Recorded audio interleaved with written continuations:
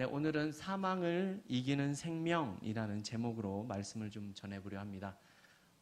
지난주 토요일에 제가 하나 잘못된 내용을 좀 전달을 한 것 같아서 그것을 좀 먼저 말씀을 드리려고 합니다. 제가 에브라임이 그 남왕국 유다의 별칭이다라는 내용을 얘기를 한 것 같아서요. 에브라임은 북왕국이죠. 이스라엘 지파입니다. 왜 그런 얘기를 했는지 잘 이해가 안 되지만요. 에브라임이라고 하면 북왕국 이스라엘을 말하는 것으로 생각해도 무방합니다. 제가 잘못된 내용을 전달한 것을 이미 알고 계셨음에도 아마도 제가 민망할까봐 말씀 안 해주셔서 참 감사하다는 말씀 드리고요. 그러면서 오늘 본문을 좀 생각해 보도록 하겠습니다. 네, 호세아서가요, 다른 선지서와 조금 다른 내용이 있는 것은요, 호세아 자신이 그 이해할 수 없는 이런 배우자를 만나고 직접 결혼 생활을 하면서 자신이 체험할 내용을 근거로 하여 하나님의 말씀을 전하고 있기 때문에 그렇죠. 호세아와 이 고멜 부부를 통하여서 하나님께 패역하고 간음하는 이 자신의 백성에 대한 마음을 호세아가 직접 경험하고 있는 내용이기 때문에 그렇습니다. 아마도 그러한 점에서 호세아는 이 고멜을 보면서 하나님의 마음이 어떠한지를 처절하게 뼈저리게 깨닫지 않았나 생각이 듭니다. 또한 자기 자식들을 보면서도 이렇게 되어버린 현실에 대해서 정말 속상했을 거라는 생각이 듭니다. 왜냐하면 여러분 자녀들의 이름이 로루하마와 로함미이기 때문에 그렇죠. 여러분 로루하마는 하나님으로부터 긍휼을 받지 못한다라는 뜻이고요. 로함미는 하나님의 백성이 아니다 이런 뜻입니다. 만약에 여러분의 자녀들의 이름이 이와 같다면 하나님으로부터 긍휼을 받지 못하고 하나님의 백성이 아니다라는 이름을 가졌다면 여러분 그 마음이 어떠하겠습니까? 그죠? 이 호세아의 이런 안타까움을 이 시간 뼈저리게 느끼고 이러한 현실을 우리가 같이 공감하는 그런 시간이 되었으면 좋겠습니다. 선지서가 대부분 그렇지만 이 호세아서도요, 사실은 좋은 이야기가 그렇게 많이 나오지를 않지요. 오늘 본문의 이야기도요, 확정된 그런 하나님의 심판에 대한 이야기가 나타나고 있습니다. 멸망이 다가오는 이스라엘, 이 북왕국 이스라엘이 멸망이 다가오는 그 막바지에 호세아 선지자가 북왕국 이스라엘을 향하여서 하나님의 그 진노를 표현하고 선언하는 그런 장면이 나타나고 있습니다. 우리 1절 말씀을 제가 한번 읽어보도록 하겠습니다. 1절입니다. 에브라임이 말을 바라면 사람이 떨었도다. 저가 이스라엘 중에서 자기를 높이더니 바알로 인하여 범죄함으로 망하였거늘 이렇게 이야기를 하죠. 좀 전에 말씀을 드렸지만 에브라임은 북왕국 이스라엘을 대표하는 그런 지파였습니다. 에브라임이라고 표현을 하는 것은 이스라엘을 뜻하는 건데요. 굉장히 유력한 지파였기 때문에 그렇게 표현을 합니다. 그래서 1절 말씀에서도 보면 에브라임이 말을 하면 사람이 떨었도다라는 이런 표현이 나타나고 있죠. 이 떨었다라는 표현이 조금 애매하게 좀 번역이 되었는데요. 한마디로 말하면 영향을 끼쳤다라는 뜻입니다. 이스라엘이 바알로 말미암아 범죄하게 된 것에는 이 에브라임 지파의 영향력이 매우 컸다라는 뜻입니다. 2절에서는 은장색, 장색이 나오죠. 이 은으로 세공을 하는 그런 사람들인데 이 사람들이 우상을 만듭니다. 또 송아지라는 표현이 나오죠. 이 송아지 모양의 우상을 뜻하는 그런 내용입니다. 너희들은 우상을 만들었고 하나님 외에 다른 신을 두지 말라는 이런 하나님의 하나님 되심의 모습을 너희들이 배반하였다라는 그런 내용이죠. 그래서 이들이 어떻게 됩니까? 3절을 제가 읽어보도록 하겠습니다. 3절입니다. 이러므로 저희는 아침 구름 같으며 쉽게 사라지는 이슬 같으며 타작마당에서 광풍에 날리우는 쭉정이 같으며 굴뚝에서 나가는 연기 같으니라 이렇게 말을 하고 있죠. 이스라엘 백성들이 이와 같다라고 이야기를 합니다. 쉽게 사라지는 아침 구름이나 이슬 같고 광풍에 날리는 쭉정이 같고요. 또 굴뚝에서 나는 연기처럼 흩어져 버리게 될 것이다 라는 내용입니다. 근데 여기서 끝나지 않습니다. 7절과 8절 말씀도 제가 읽어보겠습니다. 그러므로 내가 저희에게 사자 같고 길가에서 기다리는 표범 같으니라. 내가 새끼 잃은 곰같이 저희를 만나 그 염통 거풀을 찢고 거기서 암사자같이 저희를 삼키리라. 들짐승이 저희를 찢으리라. 네, 이런 내용이죠. 이스라엘의 하나님은 이 백성들에게는 목자와 같았었습니다. 그죠? 이 양들을 지켜주시고 먹여주시고 보호해주시는 그런 목자셨습니다. 그런데 이 목자가 어떻게 지금 변해 있습니까? 사자와 같고 표범과 같으며 곰과 들짐승과 같다라는 이렇게 표현입니다. 그들을 찢어 없애겠다. 네. 이제는 너희를 지키는 것이 아니라 쉽게 말하면 박살을 내버리겠다. 이러한 표현이 나타나고 있습니다. 여러분 왜 이렇게까지 하나님이 하시는 겁니까? 너희는 이 땅에 인도한 그러한 나를 그리고 또 모든 것으로 복준 하나님을 너희가 잊고 있었으니 내가 이 문제를 그냥 넘어갈 수 없다라는 내용이지요. 4절과 5절에도 나오지만 애굽에 있을 때부터 하나님은 이스라엘의 하나님이셨다라는 내용을 우리가 잘 알 수 있습니다. 특히 5절에 마른 광야에서 너를 알았다라고 이렇게 표현을 하고 있지요. 여기서 알다가 지난주에 제가 말씀을 드렸었던 그런 하나님과 이스라엘 백성들 사이에 그런 깊은 교제 가운데 알게 된 하나님에 대한 지식과 사랑을 의미하는 그런 내용입니다. 이런 하나님에 대한 지식과 사랑이 없었기 때문에 이들이 하나님을 배반하고 호세아가 고멜과 같은 배우자를 만날 수밖에 없게 된 것입니다. 그리고 이들의 최후는 오늘 본문 마지막에 있는 15절과 16절에서 이렇게 이야기를 합니다. 우리 같이 한번 15절과 16절을 읽어보도록 하겠습니다. 저가 비록 형제 중에서 결실하나 동풍이 오리니 곧 광야에서 일어나는 여호와의 바람이라. 그 근원이 마르며 그 샘이 마르고 그 적축한 바의 모든 보배의 그릇이 약탈되리로다. 사마리아가 그 하나님을 배반하였으므로 형벌을 당하여 칼에 엎드러질 것이요 그 어린아이는 부서뜨리우며 그 아이 뵌 여인은 배가 갈리우리라. 네. 아주 굉장히 무서운 표현들이 나타나고 있습니다. 무시무시한 하나님의 심판이 곧 나타나게 될 것이다 라는 내용인데요. 근원을 마르게 하는 그런 바람이 샘을 마르게 하고요.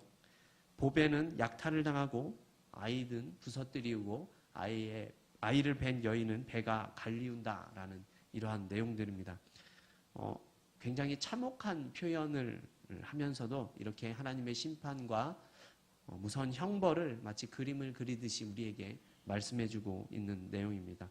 그러나 이러한 것들이 하나님께서 이스라엘 백성들을 향한 죄에 대해서 가슴 아파하시면서도 내리시는 그런 분노의 모습이라는 사실을 우리가 알고 있었으면 좋겠습니다. 12절 말씀에는 또 이렇게 이야기를 하죠. 에브라임의 불의가 봉함되었고 그 죄가 저장되었나니 이렇게 얘기를 합니다. 봉함이라는 것들은 우리가 잘 알 수 있죠. 봉해서 잘 보관하고 있다라는 뜻입니다. 그들의 불의와 죄를 하나님께서 이제는 잊으시는 것이 아니라 기억하고 있겠다라는 거죠. 이제는 너희가 돌이키고 회개할 기회가 사라졌고 이제는 끝이 났다. 이제 내가 너희를 심판하게 되었기 때문이다. 뭐 이러한 내용이 됩니다. 이제 내일 14장에 가면요. 이 호세아서가 끝이 나게 되는데요. 오늘 하나님은 이제 매우 단호한 심판자의 모습을 우리에게 보여주고 있는 것 같습니다. 그러나 이것이 잘잘못만을 심판하시는 그런 칼을 들고 있는 객관적인 심판자의 모습만이 아니라 하나님께서 우리의 불신앙에 대해서 얼마나 가슴 아파하시는가에 대한 이야기라는 것을 우리가 기억해야 할 필요가 있습니다.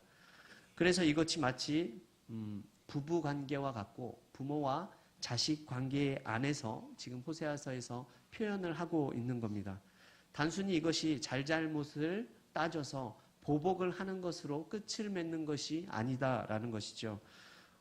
부부가 상대의 그 문제에 대해서 그것이 잘했느냐 못했느냐만으로 명확하게 나누어질 수 없는 그런 어떤 서로 간에 느끼고 있는 공통된 그런 현실이나 고통의 문제들이 있는 것처럼 하나님께서 심판은 하시지만 이스라엘 백성들의 잘못이 얼마나 그것에 대해서 가슴 아파하시면서도 그 가슴 아파하심이 얼마나 깊고 큰가 하는 것들이 이 심판의 크기에서 보여주고 있기 때문에 그렇죠.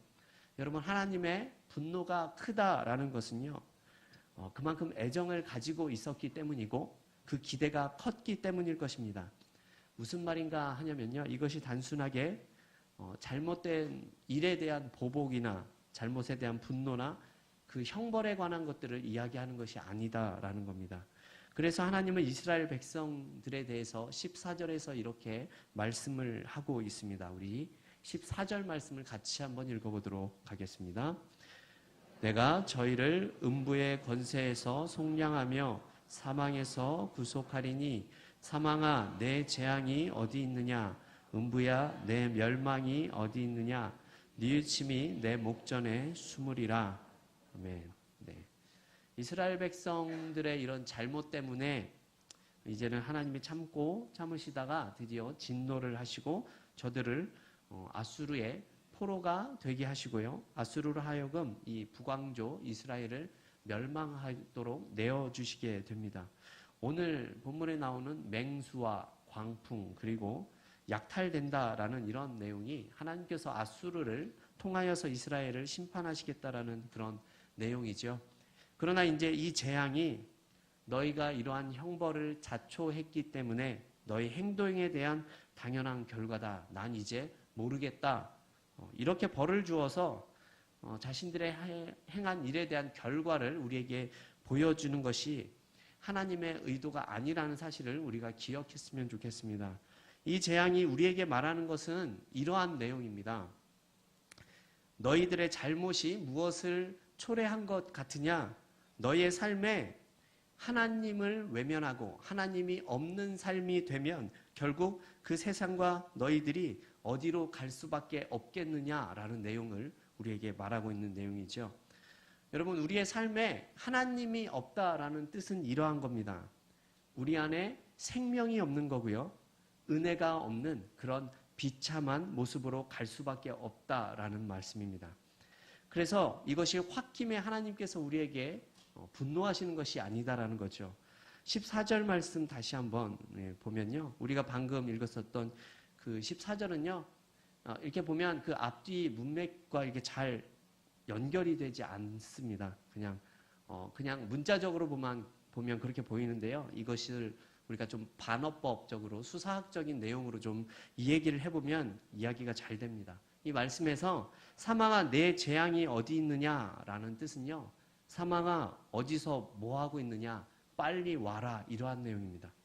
음부야 내 멸망이 어디에 있느냐라는 뜻은요. 음부야 뭐 하고 있느냐 빨리 와서 네가 할 일을 해라 이런 뜻으로 말하고 있는 겁니다.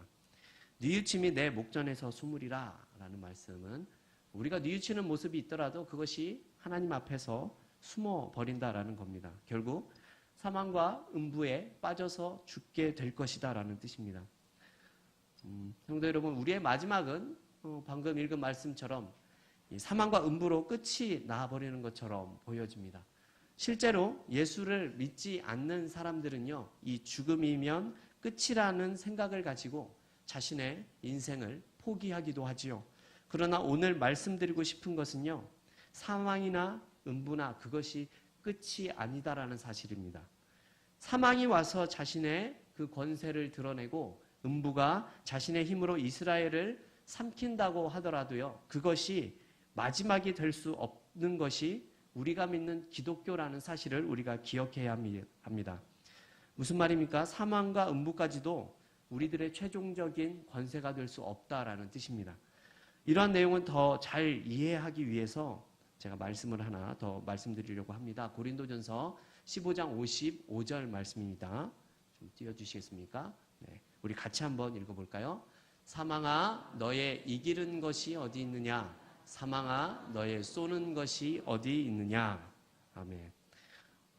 방금 읽은 이 고린도전서 15장 55절 말씀은요. 조금 전에 읽었었던 호세아 13장 14절의 그 말씀을 바울이 인용한 내용입니다. 우리가 여기서 주목을 해야 할 것이 뭐냐면요. 멸망으로 끝날 것 같은 방금 읽었었던 이 오늘 본문 14절의 말씀이요.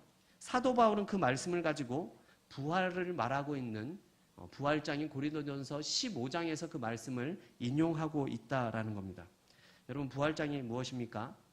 예수 그리스도의 부활의 생명을 가진 것으로서 우리가 알고 있는 그런 내용이지요. 기독교 신앙의 가장 큰 힘이 무엇인 줄 아십니까? 여러분, 부활이 사망을 이긴다입니다. 사망을 생명이 이기는데 그 생명은 사실은 사망이 없이는 이루어지는 것이 아니다라는 거죠. 사망에 이르는 그런 자를 죽음 속에서 극복해내는 능력으로 그 생명이 우리에게 임해 있다라는 뜻입니다. 우리는 부활의 생명의 그런 믿음을 가졌기 때문에 우리는 사망을 경험하지 않습니다라는 것은 성경이 말하고 있는 바가 아니지요. 부활을 경험하려면 죽음을 경험해야 한다라는 겁니다. 무슨 말이냐 하면 사망을 경험을 하는데 그 사망이 우리에게 있어서 최종적인 권세가 될 수 없고 부활이 최종적인 권세이기 때문에 우리의 삶이 사망에 이르는 것으로 끝나는 것이 아니다라는 겁니다. 그래서 사도 바울이 이러한 표현을 하는 겁니다. 사망아, 너의 이기는 것이 어디에 있느냐? 사망아, 너의 쏘는 것이 어디에 있느냐라는 이러한 말씀입니다. 여러분, 이스라엘의 이런 실패가 심판으로 끝나는 것 같지만 오늘 본문 14절의 말씀과 이것을 인용한 고린도전서 15장 55절의 말씀을 보게 되면 하나님께서는 자신의 백성들을 포기한 것이 아니다라는 사실을 우리가 알 수 있습니다. 그러나 이것이 이스라엘 백성들이 만들어낸 이런 사망이라는 이 결과에 대해서 그렇게 해도 괜찮다라는 말을 하는 것은 아닙니다. 무슨 뜻이냐 하면요. 우리가 어떠한 신앙의 행동을 하더라도 그냥 하나님께서는 기계적으로 우리를 구원만 해주시는 그런 하나님이 아니다라는 사실입니다. 그래서 하나님께서는 심판이라는 과정을 통과하게 만드시고 죽음 속에 있는 것 같지만 부활의 길로 우리를 인도해 주신다는 것입니다. 그렇다면 이러한 하나님의 모습을 우리가 어떻게 이해했으면 좋겠습니까? 우리의 잘못으로 인해서 사망의 그 입구에 서 있었던 그런 우리가 그곳에서 끝나도록 두고 보시는 하나님이 아니시라는 뜻이지요. 우리의 행동으로 얻게 된 사망 속에서도 하나님은 너희를 부활하게 하실 수 있는 그런 하나님이시라는 말씀입니다. 여러분, 이러한 긍휼 앞에서 우리는 어떠한 모습을 보이면 좋겠습니까?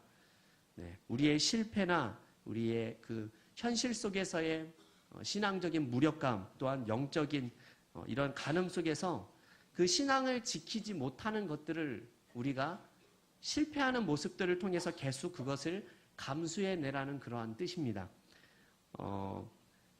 무슨 말인가 하면요. 예수를 믿는다는 것은요. 우리가 사실은 어떠한 존재인지를 알아가는 것에 있습니다. 무엇을 아냐는 건가 하면요. 하나님 앞에서 이 비참한 현실을 살아가는 우리가 이런 신앙을 제대로 실천하지 못하는 그 모습, 우리의 그 신앙적인 한계를 알고 그것을 인정하는 것에 있다라는 겁니다. 그래야 비로소 우리를 구원하시기 위해서 예수를 십자가에 못 박아 사망을 극복할 수 있게 하셨고 우리에게 부활 생명을 허락해 주신 것을 우리가 인정할 수 있기 때문에 그렇죠. 신앙은 우리가 무언가를 잘해서 얻어지는 것이 아니죠. 우리가 무언가를 잘해서 예수 그리스도가 우리께 오신 것이 아니든 말입니다. 우리가 한계를 이렇게 확인을 하고 내가 할 수 없다라는 그런 생각을 가진 그런 모습을 통해서 부활의 소망이 되신 예수를 붙잡는 것이 우리의 신앙이라는 뜻입니다. 이것을 조금 다른 말로 하면요. 사실 우리의 신앙의 생활은, 신앙의 현실은 고단하다는 것을 말씀드릴 수 있습니다. 하나님이 없는 것에는 결국 사망밖에는 없기 때문에 우리의 현실 속에는 하나님이 없는 것에는 죄를 지을 수밖에는 없고 뭔가를 잘 해낼 능력이 없다라는 겁니다. 그래서 우리의 현실은 사실 힘들 수밖에는 없습니다. 그러나 성도 여러분, 이 호세아서에 나타난 이러한 이스라엘 백성들의 모습을 보면서 그냥 역사의 인물들로만 생각하시면 안 될 것 같습니다. 왜냐하면 이것이 바로 우리들의 현실적인 모습이기 때문에 그렇습니다. 영적인 간음으로 하나님을 떠나고 인애가 없는 겉으로만 하나님을 섬기는 것과 같은 모습을 보여주고 있는 것이 바로 우리들의 모습이기 때문에 그렇습니다. 그래서 여러분, 우리는 심판을 받아야 하고 사망에 이르러야 한다라는 것입니다. 하지만 성경이 말하는 것은 이것이 끝이 아니다라는 것이죠. 호세아가 고멜을 포기하지 않은 것처럼 사망까지도 이기신 예수 그리스도를 통하여서 우리는 실패하는 그런 신앙의 모습 속에서도 부활을 맛볼 수 있게 되었기 때문입니다. 그래서 우리는 우리의 신앙의 한계를 인정하고 부활의 예수를 붙드는 그런 신앙의 모습이 있어야 한다라는 것입니다. 여러분, 어제도 실패하고 오늘도 실패하고 그래서 내일도 미래가 없는 것처럼 보여도 우리는 끝까지 예수를 붙들어야 한다라는 것입니다. 여러분, 이것이 호세아의 중요성입니다. 하나님께서는 이러한 이스라엘 백성들을 심판하고 회복시키시기 위해서 결국에는 이스라엘이라는 나라를 아예 멸망을 시키시지요. 주전 722년에 아수르라는 이런 도구를 통하여서 하나님은 이스라엘을 멸망시키셨습니다. 그러나 이것이 자신들의 백성을 버린 것은 아니셨습니다. 이스라엘 백성들은 나라를 잃어버리고 포로 생활을 경험을 했지만 결론적으로는 하나님을 잃은 것이 아니다라는 겁니다. 너희는 나라를 잃었지만 너희들은 나를 잃지는 않은 거다라는 내용이지요. 이런 하나님의 표현이 지금 나타나고 있는 겁니다. 그래서 호세아서는 내일 14장을 보게 되면요, 회개하는 자신의 백성들에게 주어지는 회복의 말씀이 나타나고 있습니다. 이것은 이스라엘 백성들을 이스라엘이라는 나라에 속해 있는 것이 아니라 하나님께 속해 있다라는 말씀을 우리에게 보여주고 있는 거죠. 호세아서가 그것을 우리에게 말씀하고 있습니다. 나의 부족한 신앙의 모습을 통하여서 하나님은 자신의 사랑을 우리에게 한결같이 끊임없이 보여주고 있기 때문에 그렇습니다. 여러분, 이 새벽에 이런 하나님의 사랑을 늘 기억하시면서 우리의 못난 모습까지도 사랑하시는 그런 하나님의 능력과 은혜를 잊지 않고 살아가시는 저와 여러분이 되시기를 주님의 이름으로 소망합니다.